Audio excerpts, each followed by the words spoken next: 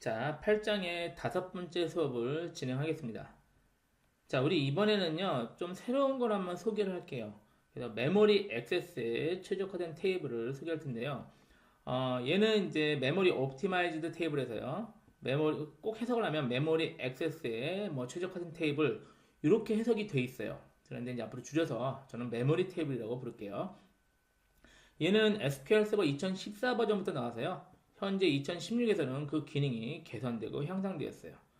그래서 이름에서 알 수 있듯이 우리가 이제 메모리 테이블은 우리가 지금까지 만든 테이블은 다 디스크에, 물론 SSD를 쓸 수 있겠지만 디스크에 저장되는데, 메모리 테이블은 말 그대로 램, 메모리의 테이블이 존재해요.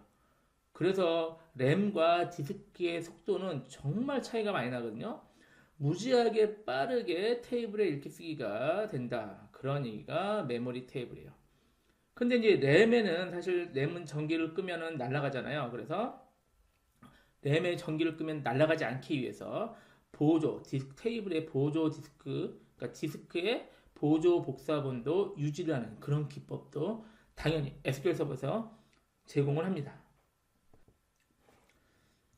그래서 SQL 마이크로소프트에서는요, 메모리 테이블을 발표하면서 기존 서버 5대, 10대 분량이 한 대가 한다.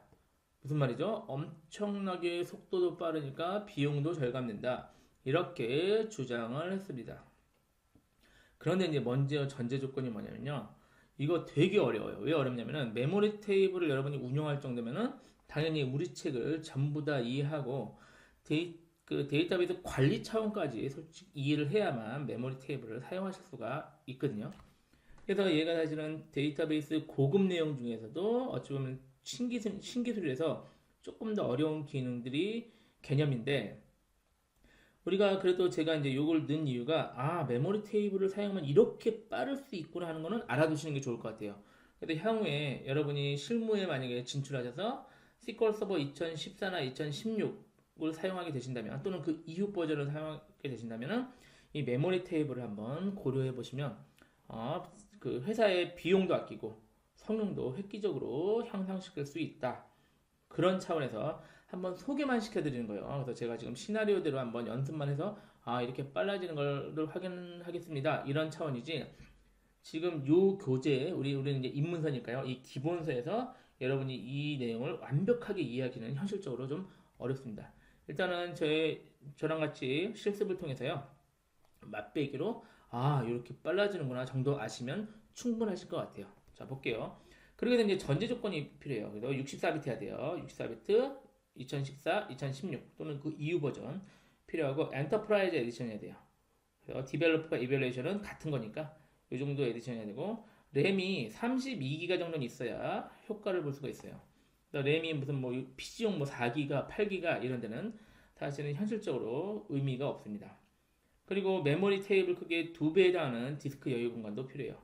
근데 이제 디스크는 웬만하면 여유 공간이 있으니까 이 정도는 되고, 테이블의 기본 키 및 비클러스팅 인덱스가 필요해요. 우리 아직 인덱스 안 배웠죠? 그래서 인덱스는 9장에서 배우지만, 그럼 9장 배우고 이 얘기를 하면 좋은데, 지금 우리 테이블장이잖아요. 그래서 메모리 테이블 나와서 먼저 소개를 하는 거예요. non clustered 예약을 쓰시면 돼요. 이거는 이따 문법상에서만 그렇게 사용을 하시면 됩니다. 자, 요 전제 조건이라면은 사용할 수가 있고, 그래서 메모리 테이블 성능을 한번 실습을 통해서 한번 확인을 해볼게요. 자, 문법이 다시 말씀드리면 좀 어려워요. 어려운데 먼저 램을 충분히 달아 놓으셔야 돼요. 그래서 저도 여기다 가상 머신이긴 하지만 램을 일단 12기가 정도 할당했어요. 12기가. 8기가도 효과가 없을 것 같아서요. 12기가 정도 할당해서 효과를 한번 볼게요. 혹시 램이 뭐 적은 독자라면 그냥 제가 하는 실습 이 정도만 확인하셔도 될 것 같습니다. 자, 테이블 먼저 만들어 볼게요.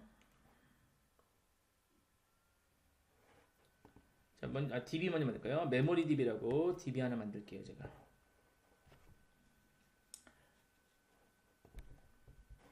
연결하고요.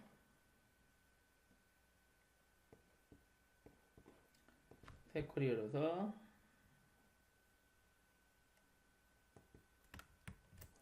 자, 먼저 DB 기본적으로 메모리 DB라는 DB를 하나 만들었습니다. 자, 그리고 데이터베이스의 파일 그룹을 추가할 텐데요. 이제 역시 파일 그룹도 이 얘기도 다 데이터베이스 관리 고급 내용이거든요. 그래서 그 내용을 설명을 드리기가 사실 어려우니까요. 그냥 실습을 통해서 파일 그룹을 만들어야 된다. 요 생각만 하시면 됩니다. 자, 데이터베이스에서 지금 메모리 DB 있죠? 이 속성을 볼게요. 마우스 오른쪽 버튼 속성. 여기 보시면 왼쪽에 이제 파일 그룹이 있어요. 파일 그룹에는 프라이머리 파일 그룹만 있죠. 이게 아니라 추가로 메모리 액세스 최적화된 데이터를 위해서는 파일 그룹을 추가를 하셔야 돼요. 추가하고 이름은 여러분 맘이에요. 저는 메모리 파일 그룹과 메모리 파일 메모리 그룹이라 했죠. 책이랑 똑같이 그룹으로 이렇게 지정할게요. 그러면은 메모리 파일 그룹이 하나 메모리 액세스를 위해서 그러니까 메모리 테이블을 위해서 파일 그룹 하나 준비를 해놓은 상태입니다. 되셨나요? 그리고 왼쪽에서 이제 다시 파일을 선택하세요. 파일에서 이거 좀 늘릴게요. 여러분 편하게 늘려서 파일을 하나 추가할 건데요. 데이터 파일이에요. 자, 추가 하면은 이름은 이제 여러분 맘이에요. 저는 메모리 파일 할게요. 메모리 파일이라고 하고요. 얘가 이제 행 데이터가 아니라 얘를 파일 스트림으로 하셔야 돼요. 형식을 파일 스트림하고 그룹은 메모리 그룹 우리가 아까 만든 애 있죠. 이렇게 지정을 하셔야만 이제 메모리 테이블을 만들 수 있는 기본적인 전제 조건이 된 겁니다. 이해되셨나요? 자, 이렇게 해서 확인. 다시 말씀드리는데 이 내용은 방금 한 거는 데이터베이스 관리 고급 쪽에 나오는 내용이고요. 지금 저희는 메모리 테이블을 위해서 이렇게 필요하다. 그 정도만 아시면 되겠습니다. 자, 이제 테이블을 두 개 만들게요. 왜냐면 비교해야 되니까 그냥 일반 디스크용 테이블과 메모리 테이블을 제가 두 개 만들게요. 그러면 디스크 테이블에도 똑같은 형식의 AR, int, 그리고 차 100 이렇게 만들고 프라이머리 키로 잡아야 돼요. 그리고 non clustered 이렇게 해서 기본 디스크용 테이블, 일반 테이블이에요. 만들고 메모리용 테이블 만들게요. 역시 프라이머리 키에 non clustered 하셔야 되고 with 이거 적어주시면 돼요. with memory optimized가 on이다. 이걸 적어주시면 얘는 이제 메모리 테이블이 돼요. 자, 조금 시간이 걸려도 일단 준비가 됩니다. 이렇게 해서 기본 테이블과 메모리 테이블을 만들었고요. 자, 이제 데이터를 넣어야 되는데요. 저장 프로시저를 사용해서 해야 되는데 저장 프로시저는 우리가 3장에서 간단하게 배웠지만 사실은 우리 다른 장에서 11장에서 배워야 되거든요. 그런데 우리가 500건을 입력하는 저장 프로시저를 그냥 만든다 이렇게 생각하세요. 그래서 먼저 디스크 인서트 해가지고요. 저장 프로시저 만들게요. 이 저장 프로시저는 디스크에 인서트하는 저장 프로시저다. 데이터는 약 500건을 입력한다. 이렇게 생각하시면 됩니다. 일단 실행해 볼게요. 실행해서 지금은 실행한 거 아니에요. 저장 프로시저를 만들어 만든 거고 아직 저장 프로시저를 실제 데이터를 입력한 건 아니에요. 만들어 놓고 자, 이번에는 메모리용 테이블 만들게요. 그런데 이제 문법이 이제 복잡해요. 메모리용 테이블을 입력하기 위한 저장 프로시저예요. 그래서 저장 프로시저 이름 됐고 with native compilation 그리고 schema binding 이 옵션을 적어주셔야 돼요. 적어주시고 여기다 이제 transition isolation 레벨도 이렇게 하고 언어까지 지정을 해주셔야 됩니다. 자, 역시 좀 어려운 얘기죠. begin automatic with에서 근데 역시 이게 메모리 테이블을 운영하기 위한 조금 문법은 어렵지만 필수 문법이에요. 그래서 일단 이걸 적어주시고 실행하시면 지금 아직 실제 데이터가 입력된 건 아니에요. 저장 프로시저, 메모리에 입력하기 위한 저장 프로시저를 이렇게 만드시면 된다. 됐죠? 자, 일단 일반 테이블에요. 데이터를 입력해 볼게요. 입력이 얼마나 걸리는지. 그리고 제가 데이터를 아까 저장 프로시저 호출할게요. 이게 뭐냐면 이제 샌드 데이터에서 가라고 글자 한글로 가라고 100글자 만들어서 그 100글자를 500번 입력하는 거예요. 일반 테이블에. 실행해 볼까요? 시간이 얼마나 걸리는지. 이건 디스크에 지금 저장하는 거죠. 자, 시간이 아주 짧게 걸렸죠. 이렇게 짧게 걸리면 제가 메모리를 너무 크게 하자면 나오는데요. 속도가 너무 빨리 나오는데요. 지금 제가요, 이게 SSD에서 사용을 해가지고요, 그 속도가 1초 미만으로 하는데 이거 아마 디스크에 지금 사용하잖아요. 그럼 약 1분 내에 정도 걸리거든요, 일반적으로. 그래서 1분 정도 걸렸다 이렇게 그냥 가정할게요. 그래서 교재 보시면은 제가 그 디스크에서 테스트한 건데요. 한 1분 정도 걸리셨을 거예요. 그러고 나서 일단 메모리 테이블 하면요. 얘는 역시 그러니까 우리 방금 만든 메모리 테이블에 데이터를 500건을 입력하는 건데 얘는 정말 눈 깜짝할 새 실행이 돼요. 얘는 금방 되는 일이죠. 기다려 보실게요. 얘는 이제 5초밖에 안 걸렸죠. 지금 자체는 제가 이제 실험 환경 때문에요. 얘가 마치 짧게 걸리고 얘가 오래 걸린 것처럼 보이지만 현실로 실제 디스크를 쓸 때는요. 얘가 훨씬 오래 걸리고 얘가 훨씬 짧게 걸린다. 이렇게 좀 기억해 주세요. 제가 좀 실험 환경을 다시 디스크로 옮기고 뭐 이렇게 어려워가지고 그렇게 하는데 일단 결과적으로 우리 교재는 잘 나와 있으니까요. 교재 결과의 실험 데이터가 교재는 얘가 약 1분 정도, 얘는 0초 미만 또는 몇 초 안에 실제 데이터가 입력된 것을 확인할 수가 있다. 이렇게 기억하시면 되겠습니다. 그리고 실제 테이블 조회하면 당연히 두 개 테이블에는 동일한 데이터가 들어있겠죠. 디스크 테이블에 당연히 데이터 들어있고 여기도 데이터가 들어있고 확인을 할 수는 있습니다. 자, 간단한 실습인데 저는 지금 결과가 안 나왔지만 실제 여러분은 디스크에서 이걸 사용하는 거랑 메모리에서 사용하는 게 훨씬 더 빠르다. 그리고 아까 말씀드린 환경도 램이 32기가 이상 이런 환경에서 실습을 하시면 훨씬 결과를 확인할 수 있다. 이 정도로 기억을 하시면 되겠습니다. 자, 404페이지 볼까요?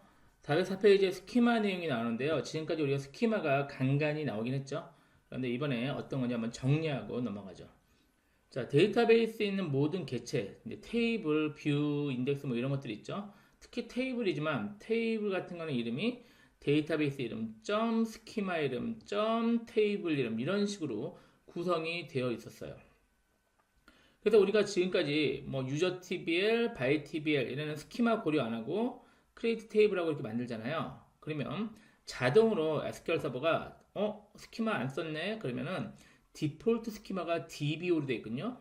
DBO 테이블 이렇게 붙여져요. 그래서 실제 얘는 여기 생략인데 이제 DBO TBL 이렇게 쓴 거랑 완전히 동일합니다.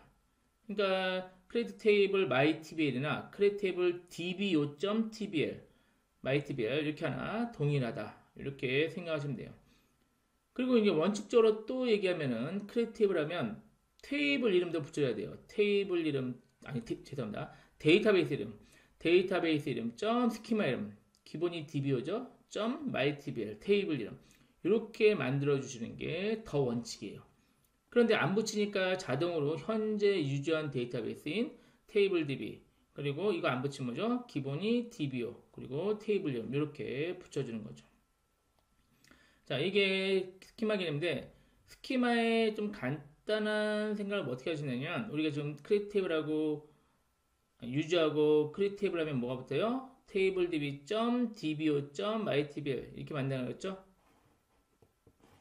그래서 데이터베이스를 처음에 크리에이트 데이터베이스 하잖아요. 그러면은 스키마를 별도로 안 만들면 디폴트인 dbo 스키마랑 다른 시스템에서 제공하는 스키마만 존재해요. 그래서 다른 시스템 스키마는 신경 쓰지 마시고 dbo만 신경 쓰시면 됩니다. 그래서 지금 자꾸 스키마 하는데요. 이제 스키마가 데이터베이스 개체를 관리하기 위한 묶음이다. 이렇게 생각하시면 돼요. 여기 스키마는 데이터베이스의 개체를 관리하기 위한 약한 묶음 뭐 이렇게 생각을 하시면 되겠습니다. 직접 실습을 통해서 스키마가 어떻게 되는 건지 확인해 보죠. 자, SSNS 실행해서요. 스키마가 처음에 조금 생소하게 느껴지는데요. 일단 안 붙이면 DBO 붙는다. 이렇게 생각을 하시면 되겠습니다. 자, 실습통에서 확인해 보죠. 연결하고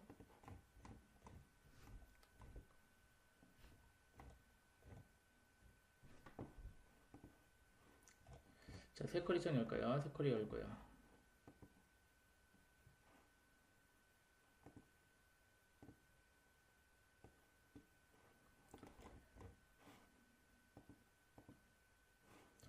자, 먼저 스키마DB라고 만들까요? 스키마DB DB 만들면 확인해 볼게요. 데이터베이스에서 스키마 DB 있죠. 보시면 새로 고쳐볼까요?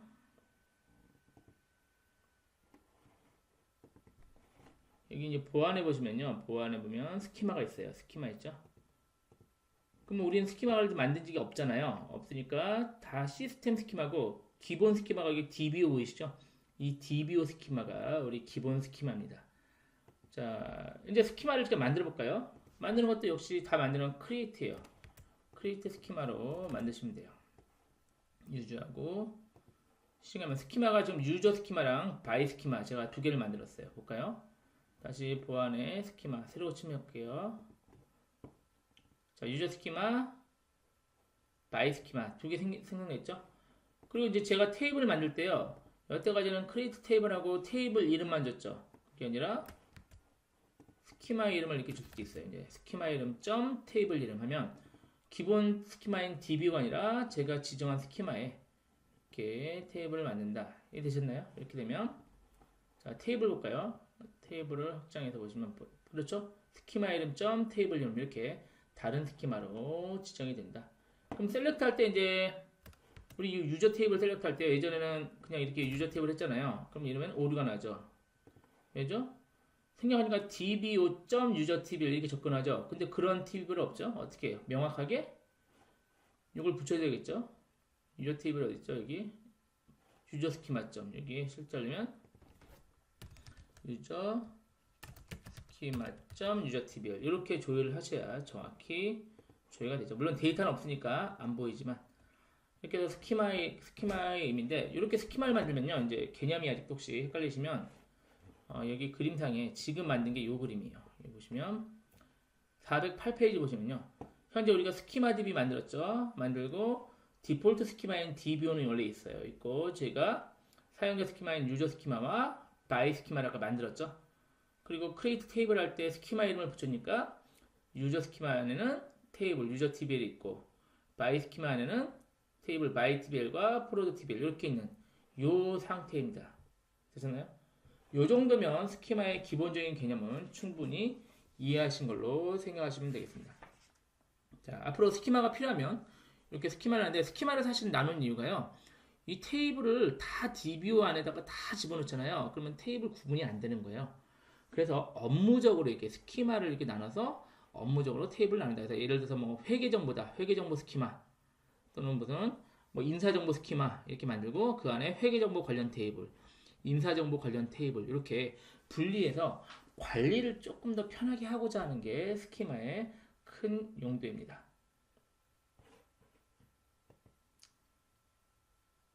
자, 테이블 얘기는 다 끝났고요. 이제 408페이지 오시면 데이터베이스의 두 번째 개체인 뷰 개체가 나요. 자, 뷰는 좀 쉬워요. 테이블이랑 굉장히 밀접하고요. 뷰는 사용자 입장에서는요, 테이블과 동일하게 보여요. 그리고 뷰를 한번 만들어 놓으면 사람들은 테이블이라고 생각해도 될 정도로 똑같이 일반 사용자에서는 테이블과 뷰가 거의 구분이 안 될 정도예요.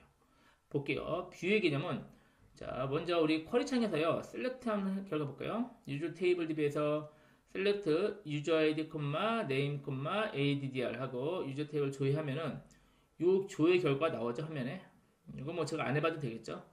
그러면 이렇게 나오는데 보세요. 지금 열이 3개고 데이터가 9건 있죠. 뭐 10건일 수도 있고.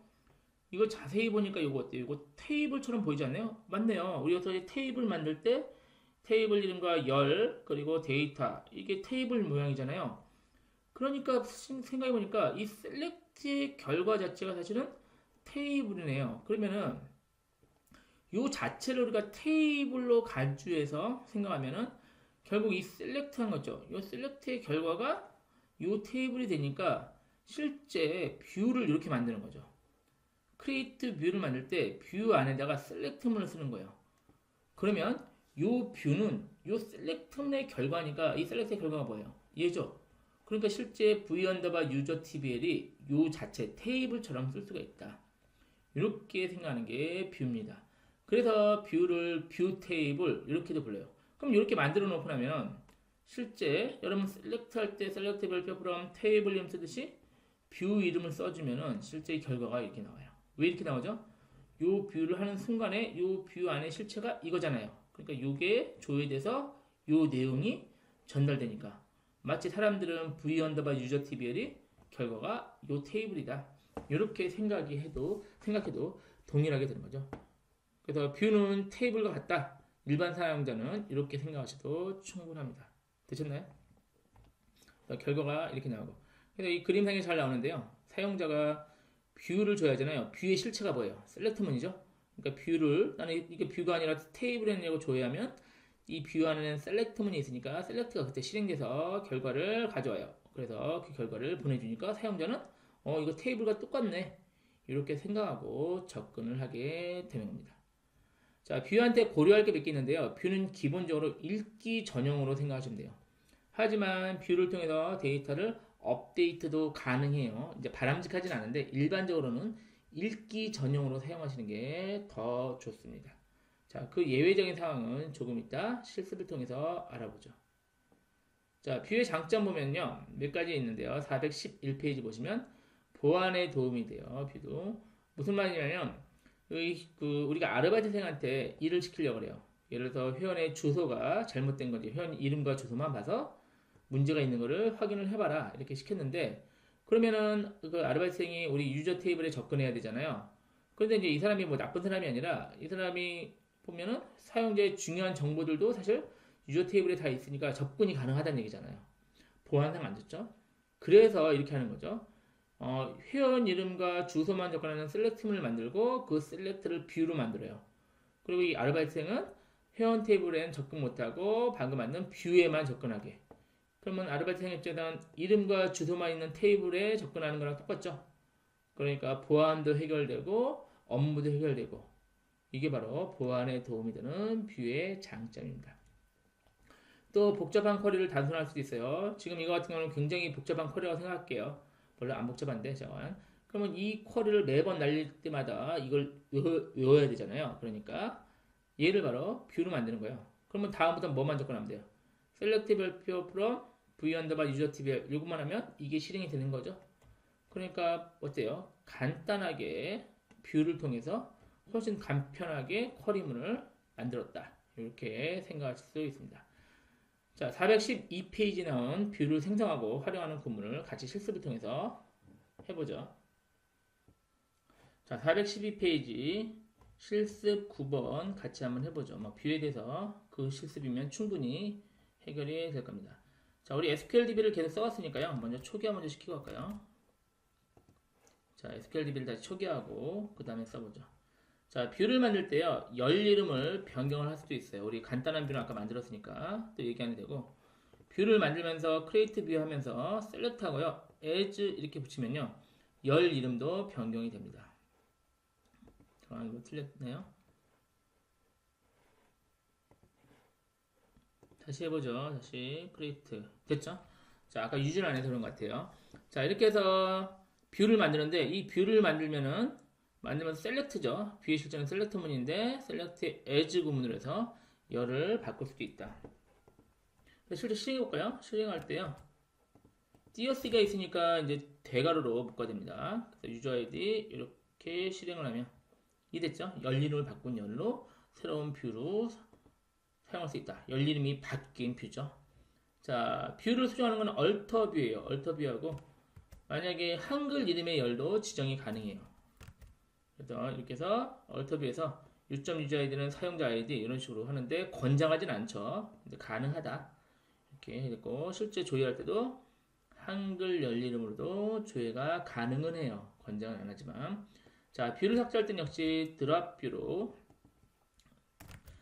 데이터베이스 개체를 삭제하는 거나 드랍이니까요. 드랍 뷰, 뷰 이름 하면 간단하게 삭제가 됐고요. 자, 다시 간단한 뷰를 다시 생성해 볼까요? 유저 아이디랑 이름만 있는 뷰죠. 간단한 뷰를 다시 생성해 볼게요. 그래서 v 언더바 유저 tbl 만들어졌죠? 문제 없네요. 자, 뷰가 소스가 어떻게 되는지 실제 이제 시간이 지나면 이 뷰가 이름만 알아도 잘 모르잖아요. 뷰 내용이. 그러면은 뷰 내용을 확인하기 위해서는 자, sys 언더바 모듈 테이블이 있거든요. 이 테이블을 시스템 테이블이에요. 얘를 조회하면은 여기 나오죠. 오브젝트 아이디하고 방금 뷰 내용까지 확인이 가능합니다. 그런데 이제 오브젝트 아이디 가지고 뷰 이름이 안 나오죠. 그래서 뷰 이름까지 확인하려면 요 구문을 쓰시면 돼요. 오브젝트 아이디, 오브젝트 언더바 네임 함수를 오브젝트 아이디 이렇게 하면은 뷰의 이름과 그쵸? 뷰의 내용 이렇게 더 쉽게 확인이 됩니다. 자, 이제 보안을 위해서요. 뷰의 소스를 확인을 못하게 할 수도 있어요. 뷰를 못 보게. 그러면은 일단은 뷰를 만들 때요. with encryption 옵션을 쓰면 돼요. 이 옵션을 쓰면은 뷰를 만들 때 뷰의 코드를 확인을 못해요. 볼까요? 다시 실행하면 어때요? 뷰의 데피니션이 널로 돼 있죠? 그러면 이 내용이 이제 보안화돼서 들어간다. 그래서 확인을 못한다. 혹시 나중에 이거 닫고 다시 할 때 어떻게 확인하죠? 확인 못해요. 완전히 확인 못하니까 이제 어떻게 해야 되죠? 보안 with encryption 쓸 때는 이 코드가 중요하다면 다른 곳에 미리 소스를 보관시켜 놔야 돼요. 그렇지 않으면 나중에라도 확인을 하고 싶다. 그럼 확인할 방법이 없습니다. 되셨죠? 자, 이제 뷰를 통해서 데이터를 수정하는 거 볼까요? 자, 지금 조관우 JKW라는 사람을 바뀌네요. 그래서 뷰를 통해서 이 뷰죠. 뷰가 얘잖아요. 이 뷰를 통해서 업데이트도 가능하네요. 그럼 뷰를 통해서 데이터 입력해 볼까요? 자, 유저 아이디, 이름, 주소 이 세 개죠. 이 세 개를 입력해 보죠. 입력하니까 입력도 될 것 같은데 왜 안 되죠? 입력 보면요. 출생연도일이요. 여기 birth year죠. 얘가 난널로 돼 있어요. 그럼 얘를 입력을 해야 돼요. 반드시 난널이니까. 그런데 이 뷰에는 뭐죠? birth year가 없으니까 입력할 방법이 없어요. 근데 만약에 뷰를 통해서 데이터를 꼭 입력하고 싶다면 얘를 birth year를 널로 바꾸거나 아니면 얘한테 디폴트 기억나시죠? 디폴트 제약 조건. 디폴트 값을 만들어 놔야 돼요. 그러면은 입력을 안 해도 그 값이 들어가니까. 이해되셨나요? 그렇게 해서 뷰를 통해서 데이터를 인서트 하려면 좀 신경 쓸 게 좀 몇 가지 있습니다. 자, 이번에는 그룹 함수를 포함하는 뷰도 만들 수가 있어요. 그룹 함수에는 합계 있죠? sum price가 곱하기 amount 이거 뭐죠? 사용자별 합계를 내는 거죠. 사용자별 총선 합계. 요 뷰도 역시 만들 수가 있죠. 그럼 간단하죠. 이제 앞으로 v 언더바 썸만 조회하면은 이거 잘못됐네요. v 언더바 썸만 조회하면은 결과가 이렇게 나오죠. 근데 수정이 될까요? 예상하다시피 안 되겠죠. 집계함들을 쓴다는 얘기는 이 결과를 만들었지 이걸 다시 통해서 들어가기는 어렵겠죠. 그래서 교재 나왔는데요. 집계함수나 뭐 유니온월 뭐 이런 거 쓰는 것은 뷰는 뷰 안에 유니온월 뭐 집계함수 이런 걸 사용한 것은 뷰를 통해서 데이터를 수정할 수가 없습니다. 자, 이번에는요. 제가 키가 177 이상인 사람의 뷰를 만들어 볼게요. 뷰를 만드는데 v 하이트 177 하면은 키가 177 이상인 것만 뷰 만들고 조회하면 잘 되죠? 자, 우리 키가 177 이하인 데이터를 삭제해 볼까요? 한번 여기서 뷰에서요. 뷰를 통해서 딜리트하고 이 뷰를 통해서 177 미만인 거를 삭제하면은 삭제가 안 되죠? 왜 안 되죠? 뷰 자체가 177 이상인 것이니까 삭제가 안 되죠. 자, 그럼 177 미만인 거, 177 아래인 키가 그런 데이터를 한번 넣어볼게요. 그래서 KBM에서 제가 김병만에서 키가 158인 걸로 입력을 시켜볼게요. 입력은 되네요. 보니까 이상하다. 키가 177 이상인 뷰인데 177 미만인 사람도 데이터가 입력은 돼요. 이게 이제 좀 주의점입니다. 그 밑에가 입력은 되는데 문제가 조회해 볼게요. 조회하면 제가 입력한 데이터가 보이지가 않아요. 그렇죠? 이해되시나요? 입력은 되죠. 그래서 이게 바람직하지 않다는 얘기죠. 왜냐면 177 이상이라면 사실은 입력도 177 이상만 입력되는 게 맞겠죠. 이렇게 입력되니까 입력이 되더라도 조회도 안 되고 하니까 잘 됐는지 확인도 어렵고 이런 상태입니다. 그래서 이제 권장하기로는 177 이상인 뷰라면 입력도 177 이상만 입력되게끔 하려면 이제 이게 with 체크 옵션이 있어요. 뷰를 얼터뷰로 다시 만들어 볼게요. 그러면 똑같이 하는데 with 체크 옵션 하면은 나중에 인서트 할 때요. 일단 만들어 볼게요. 얼터뷰로 수정하고 수정됐죠. 인서트 할 때 177 미만이 입력이 되면은 이제 아까는 입력됐잖아요. 지금 입력이 안 돼요.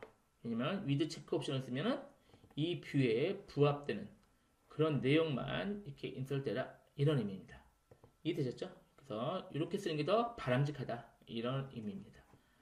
자, 복합뷰 생각해볼게요. 복합뷰는 뭐냐면 뷰가 한 개, 지금 한 개 테이블이 아니라 여러 개 테이블과 연관되는 게 복합뷰예요. 복합뷰 한번 만들어 볼까요?